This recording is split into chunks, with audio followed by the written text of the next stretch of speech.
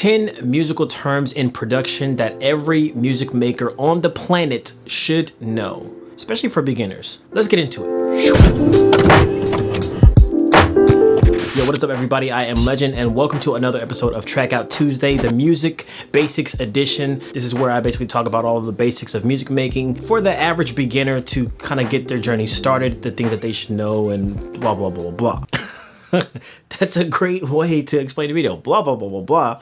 Anyway, so today I actually wanted to talk about terms in music production, different terminologies that you guys should know as music producers, recorders, engineers, aspiring music makers, terms that you guys should know that you probably hear every day on YouTube, if you go to a studio, if you're talking to a singer, a songwriter, producers, whatever it may be, and you have no idea what they're talking about. I'm going to teach you some of those terms here. This is just a beginner's little overview of 10 terms that I've found to be the most important, the ones that I think a lot of people get wrong when they comment on my videos or they mix it with another term. I just kind of want to give a little bit of insight into that world. I know this is not going to be the most exciting video. I really like to do hands-on things and show production and stuff, but there's a time and place for this kind of video, this kind of tutorial. So here are the 10 terms that I think a lot of people need to know when recording, when making music, especially starting off as a beginner. We're gonna start with the super basic term, a note, okay? You guys all know what notes are, I'm pretty sure, but I have to say this to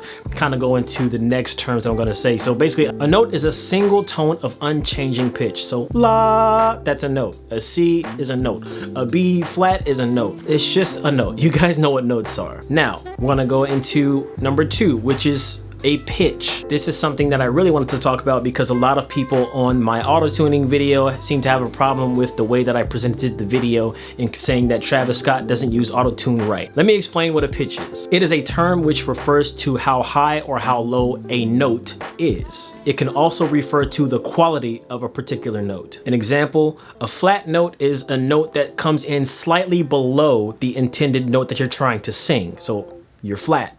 A sharp note is a note that comes in slightly higher than the intended note that you're trying to sing or play if it's a piano that's out of tune, whatever. So you're sharp. Now, the reason I wanted to talk about this particularly is because everybody on my auto-tuning video is going crazy in the comments. All these Travis Scott stans and all this stuff are calling me idiot and all this other crazy stuff because I say he doesn't use auto-tune right. When I say that, I mean he's not using it for its intended purpose. The entire point of the video, how to use auto-tune right, is to teach people, particularly singers, on how to use auto-tune in its original intended purpose. We're not talking about creative choice. We're not talking about trying to make a particular style. We're talking about the original intended purpose, which is pitch correction. Get me? When an artist is flat, when an artist is sharp and they're trying to sing a note, if they're trying to sing la, but they're coming in la, like you hear I'm slightly under the note, or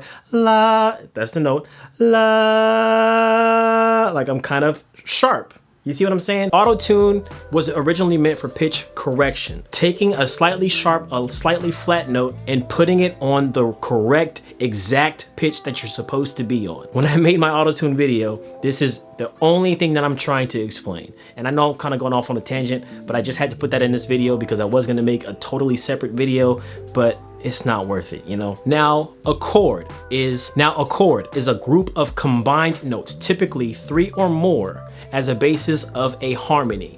You guys know or may know what a harmony is. It's like when I sing one note, la, and then somebody wants to harmonize, la. Those are 2 notes, and then you do the typical third note, la, la, la, la. So 3 simultaneous notes that you're singing, that's going to be a chord. All those notes in one. And this is going to be something that I talk about in a future video because a lot of people are asking me how to come up with a harmony. How do you come up with harmonies for songs? I will make a future video on this. Do not worry, I got you guys. But in order to make a proper harmony, you need to know this next term, which is a scale. A scale is any set of musical notes ordered by a fundamental frequency or pitch. Or if you guys have any idea of major scales, minor scales, I also talk about this in my auto-tuning video. This is the reason why some auto-tuning features in GarageBand doesn't work properly, because you have basic scales in that program, but there's millions of different types of scales out there. I don't even know all of them. I know major, minors, like blues. bass scales like that blues players play. There's like other different kinds of scales that you can play that sound evil and good and all. So I'm not gonna get into all that stuff. It's like a collection of, I believe, 8 different notes. So la la la la la la la la. That's the basic scale. La la la la la la la la. I think that's the other one. I'm not gonna go into the specifics of how you find out what is a major and minor and the notes within each scale, because that is a conversation for a completely different day that you can dive deep into entirely on its own. But you need to know scales in order to be able to make chords. You need to know scales in order to be able to tell this next term what the key of a song is in. So a key is a group of notes or a particular scale that forms the basis of a musical composition. So for instance, you can have a song that is in the key of C major, or you can have a song that is in the key of B sharp, throwing out random stuff out there, but you get the point. Once you learn the different scales, the different things like that, you can determine what key a song is in. This is important if you're using auto tunes, because if you don't set it properly, the auto tune is going to tune your notes to an improper key, which makes you sound out of key. Even worse, because it's like tuning your note into random notes that it's not even a part of the song at all. So this is something that you want to look into, that you want to study, that you want to at least get the base knowledge of. Basically, a key is the foundation of the song. Without a key, there's no song. You can't create a song without a key. And there are instances where you can have key changes, where you can have modulations, where you can have places where the song goes up or down, or changes keys up a half step, which is like basically the note up from the key that you're in, or a note down. The general rule is there is a key that needs to be set for a song to exist. Another thing that I want to talk about, another term that I don't think a lot of beginners really recognize, is octaves. An octave is a series of 8 notes that occupy the interval between 2 different notes. And between those 2 different notes, one has half the frequency or twice the frequency as the other one. So in other words, I'll give an example of what an octave is. So you have a C3, la, so that is a C3. But then you can have a C4, which is la, la, that's a C4. You can have a C5, la. So it's the same exact note, if you can tell, la, la, la. But one, la, you start there. Then the next one has twice the frequency, twice the vibrations of the first note, la. And then you do twice the vibrations or twice the frequency from that note, la. It's like really scientific, and one person that you can hear the full breakdown of all this stuff from is Andrew Huang. He is really good with the technical side of explaining things. I'm not very good at that. I kind of just explain in layman's terms.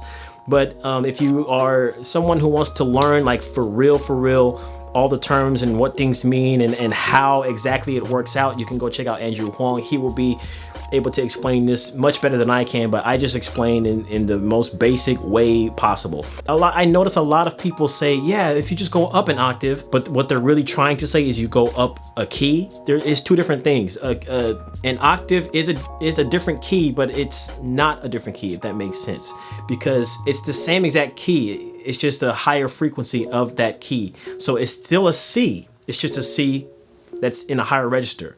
It's just a C that's in a lower register. So make sure that when you're recording, when you're referring to these producers or telling somebody about you want to record in a different key or whatever it may be, don't use the word octave unless you mean the same key, just in a higher or lower register. Going up 1/2 step, that's not an octave. That is 1 key, okay? That's 1 note higher than what you were previously sang. Because that's one thing that really bugs me. I know you're a beginner, so you're still learning, but a lot of people ask me like, can you change the octave of the song? And I'm like, okay, well, do you want me to go to a lower one? Are you just like a super bass?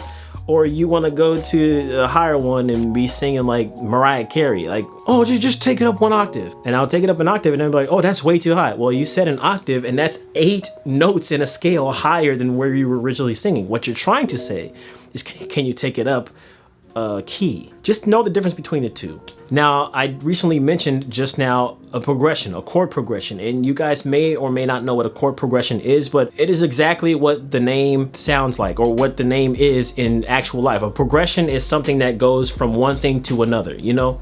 you progress, you move forward. So a chord progression is something that moves forward. First chord.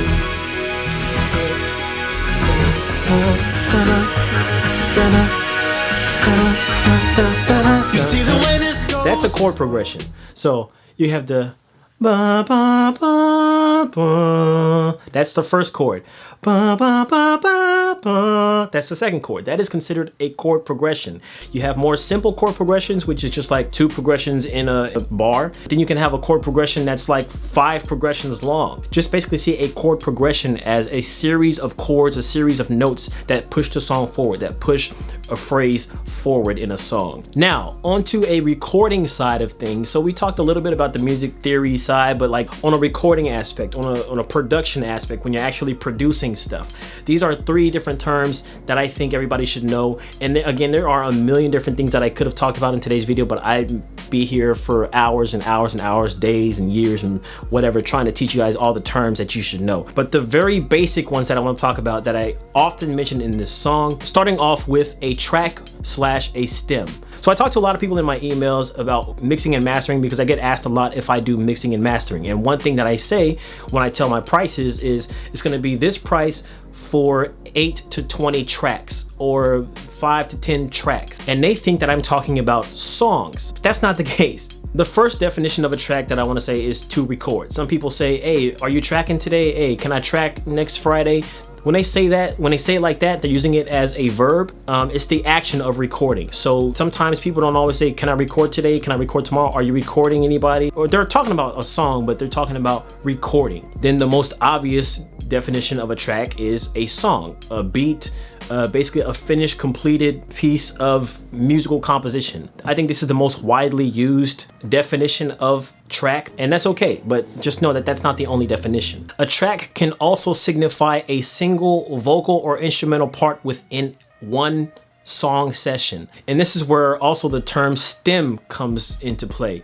But mostly people, when they're talking about stems, they're talking about the exported files, the exported audio files of that track. So I think for the most part, if you ever hear somebody talk about, can I get the stems of that song? Or do you have the stems? Do you sell this beat with the stems? That means, do you sell this beat with each and every individual instrument separated into its own track and exported as its own audio file? That is what a stem is. Or do you have the vocal stems of this song? In other words, do you have each and every individual vocal track that you recorded separated as its own track and exported as an audio file for that person to use? So if somebody is saying, do you have the track outs? They're talking about the stems, or they're talking about the exported tracks. Now, one thing that I am known for heavily on this channel, because I have many videos talking about it, but stacks, aka dubs. You record multiple vocals or instrumentals in one session, usually referring to duplicating a single part over and over. So like vocal dubs, if you're dubbing your vocals, normally it's like you're recording boom boom boom boom multiple tracks of the same exact note, like how I teach in my videos. And then obviously the other definition of a stack or dub is a single vocal track or an instrumental track that is a part of a group of vocal tracks or instrumental tracks, aka stems. So you can have a dub or a stack that you're referring to, like, oh, can you turn that stack up? Like a single stack, basically one stack within a group of stacks.